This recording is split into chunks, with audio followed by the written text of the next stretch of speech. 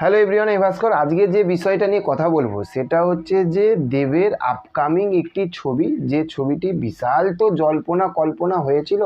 তো জল্পনা কল্পনা সব কিছু শেষ করে ফাইনালি তো 14ই আগস্টে ধূমকেতু রিলিজ পাচ্ছে। আমরা আমাদের একটা ইমোশনাল যে আমরা দেবদাকে আর শুভশ্রীকে একসঙ্গে আবারও দেখতে পাবো। আর দেবের এই যে আজকে যে বিষয়টা নিয়ে আলোচনা করব সেটা হচ্ছে যে দেবের এতদিনে সাজবাতি থাকতে শুরু হয়েছিল, সরি ফর দ্য নয়েজ, সাজবাতি থাকতে শুরু হয়েছিল সাজবাতি, টনিক, প্রজাপতি, প্রধান, তারপরে ব্যোমকেশ, ঠিক আছে, খাদান খাদান টাদান, এগুলো সব একটা ব্যাপক লেভেলের একটা বক্স অফিস কালেকশন এনেছে। খাদানটাকে কেন আলাদা রাখছি? খাদান আগুন করে দিয়েছে, খাদানটাকে আলাদাই রাখুন, তাই না? তো এই যে ছবিটা, এই যে ছবিটি ধূমকেতু, এটা তো 10 বছর না 12 বছর আগে তো তৈরি হয়েছিল।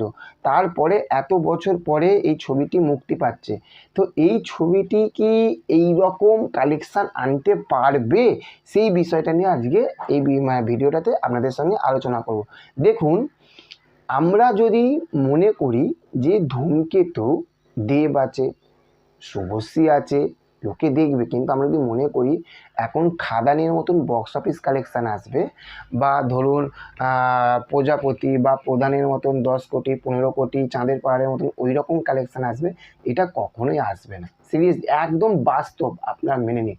দেখুন, এটা নিয়ে হাইপ রয়েছে, কিন্তু এটা কিন্তু ওই খাদানের মতন এটা এতটা হাইপ নেই যে যে কিছু আসছে সব ভাইরাল হয়ে যাচ্ছে, মানুষ দেখবে। তবে হ্যাঁ, এইটুখানি আমি বলতে পারি, যেটা এখনকার সময়ে বাংলা ছবিগুলো, আপনি ধরুন যে ইয়াসের সেন্টিমেন্টাল যখন এসেছিলো বা মেন্টাল এসেছিলো, বা এই যে বিক্রমের এই যে ছবিগুলো আছে, সেগুলো কিন্তু ভালো বক্স অফিস কালেকশন দিতে পারছে না। আর এখানে ব্র্যান্ড ভ্যালু কে রয়েছে? দেব রয়েছে। আর এত বছর পরে দেব শুভশ্রীকে দেখতে পাবে। তো এই যে একটা কানেকশান, এই কানেকশানটা দেখার জন্য লোকে যাবে, লোকে হলে দর্শক যাবে।